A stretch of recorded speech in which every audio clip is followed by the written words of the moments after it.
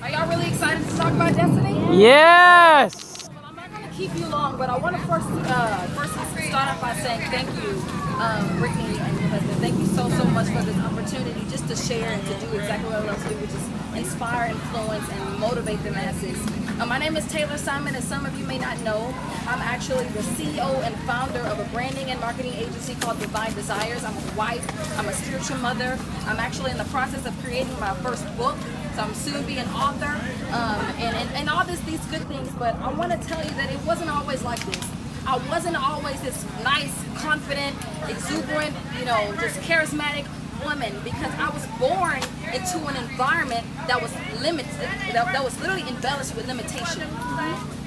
I was born into an environment that was decorated with doubt, that was coated with shame and bejeweled with fear. See, what happens is that the enemy, he made it look good. He made fear look good. He made shame look good. It was all decorated and coded for me to literally walk into and accept as my own. Okay, and even as a child, I was just very on fire, very energetic, very just free, dance a lot. I was just this very charismatic girl until I was convinced that convenience was awarded, and comfortability was applauded. You got that? That convenience. Well, that was things that were only convenient for me and for the environment. Things that were only convenient was awarded more so than uncomfortability, than inconvenience. Okay? And I was also convinced that nothing outside of the impossible was, nothing outside of what's possible, nothing possible outside of, I'm sorry, excuse me. Nothing possible outside of the impossible was possible. Mm-hmm. Does it make sense? Yeah. Anything that was outside of the impossible, for me, raised up in that environment, it just wasn't possible to me, because that's what I was taught, that's what I was learning. And I remember even when I was in middle school, I remember overhearing my mom and dad arguing, and I specifically remember hearing my dad say, "Why can't she be like everybody else? Why can't she just be normal? Why can't she just tone it down a little bit? Why can't she just do what makes me feel comfortable?" That's what I heard my dad say. And from that point on, I was literally given a box. I was given a box, and on the side of the box was a set of guidelines and rules that told me what I couldn't do, that told me what I couldn't be, that told me who I was supposed to be, that told me what I was, according to man and not according to God. This box pretty much had my personality, the personality that I was supposed to have, how I was supposed to walk, how I was supposed to talk, the comfortability, what makes everybody else feel good, what pleases man and not God. This is the life that man had given me, and I accepted it because I wanted to be normal. I wanted to please man. I wanted to please my father, my mother. I wanted to please everybody else around me, because I literally allowed myself to remain in that box of convenience and remain in that box of comfortability. So I was convinced that anything, if I were to step outside of this box, then I would be breaking the rules. Because it was a game that I was playing. It was a game that was given to me. If I was to step outside of the box that was given me by man, I feel like it would take me out of the game and disqualify me from being accepted. From being accepted. So as time progressed, I was afraid of the unknown. I was afraid of rejection, as you said before. I was afraid to be seen. I was afraid of standing out. I was afraid to fail, because I didn't know what life was like outside of this box, and anything outside of the box, anything outside of man's comfortability, and anything outside of what's convenient. I felt like I was going to fall, because I didn't know. I didn't even have the instructions or the guidelines that was going to teach me how to get back up. I was afraid to fall. And if you have your notes, I want you to write this down. Fear doesn't want breakthrough. It wants to break you. Fear does not want breakthrough. Fear wants to break you of your dignity. Fear wants to break you of your sanity. It wants to break you of your joy, of your peace.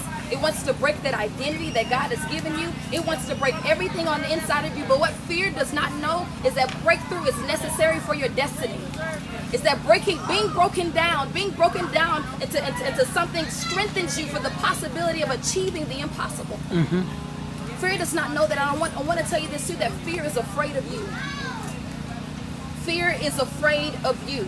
Everything that you're afraid of, fear, it's afraid of you. Fear is afraid that you just might know your potential. Fear is afraid of you actually knowing the possibility of you achieving your destiny. Fear is afraid of you knowing who you could be. Fear is afraid of you standing outside of this box and walking into destiny, your greatness.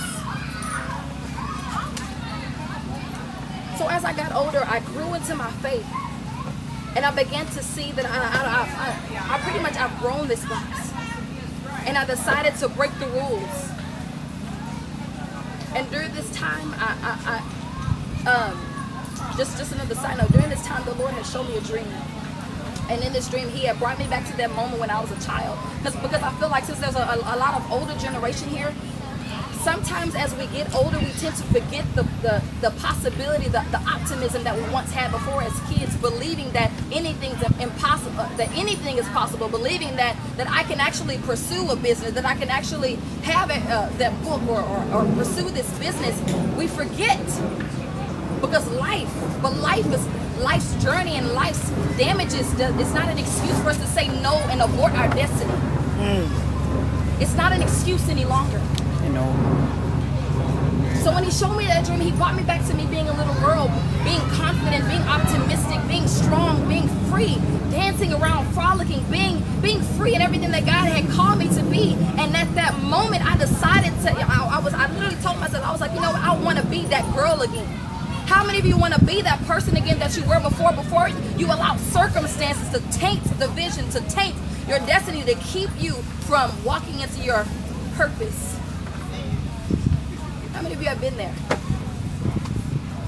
How many of you want to get out of that? And it takes you looking at fear in the face and saying, fear, you know what? You're afraid of me. You are a coward. It takes you knowing that you have the power to overcome and to stand up and say, you know what? I'm not afraid anymore. Why am I afraid? What's the risk?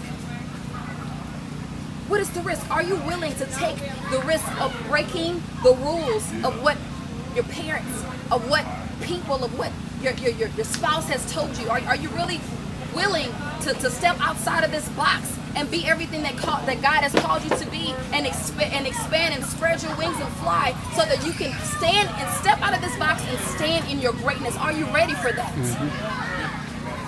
But it takes you overcoming that fear. Are you willing to overcome your fear? And all you're willing to do is scare. Just because you've overcome that fear, you're in the process of overcoming that fear, doesn't mean that you're completely without fear. Fearless does not mean completely without fear. Being fearless literally means that, you know what, I'm afraid. I may feel that fear and that anxiety, but you know what, I'm going to do it anyway. Come on. I'm going to do what God has called me to do. Okay. I'm going to write that book. I'm going to follow the vision that God has called me to follow. I'm going to walk into my God-ordained destiny. I'm going to go back to school. I'm going to start that ministry. I'm going to start that business. And I'm going to do it scared no matter what. Amen. So from this point on, and I know I started off a little rough, but you know what? Sometimes life is like that. Sometimes life has you starting off rough. Right? I started off a little rough, shaky a little bit, anxiety. There was a little anxiety, there was a little fear, but you know what? Sometimes you got to just step out and say, you know what? Here I am, God. Use me anyways. Amen. Regardless of how I started, that is not how I'm going to end today. Amen. Amen. It does not matter what happened yesterday. Who you were yesterday should not define who you will be tomorrow. It should not. I challenge you. Overcome that fear. Tell fear that, you know what? You are a coward. I'm going to do it anyways. You do not have the luxury to say, you know what? This is how life is. This is how life is. This is how life is supposed to be. No, it's not. God is the God. He's a progressive God. He challenges us to move from glory to glory and from faith to faith. So if we really believe in that God, that's the God that He is, why we can't be that? Why can't we elevate and step out of that box and stand in our greatness as He has called us to do? Walk in that. You are tailor-made by God. Tailor-made by God. Uniquely and marvelously created to pursue and to achieve greatness with boldness, fearlessly. You are fearfully and wonderfully made. What is stopping you? What is stopping you? From this point on, tomorrow, you should take action. Start that book. Apply for that new job.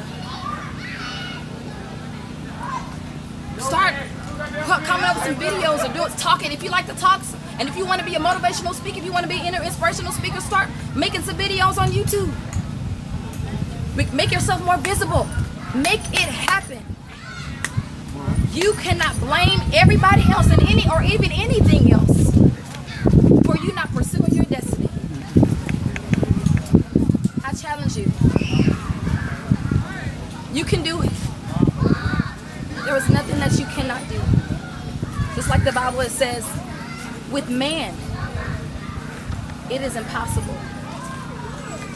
But with God, all things are possible. How many of you believe in the God of the impossible? How many of you truly believe that? And you know what? It was something that I taught on this week. I cannot, but guess what? God can. So if God can, I will. You cannot, not by your own strength, not by your own might, but He can. And because He can, you will. Amen.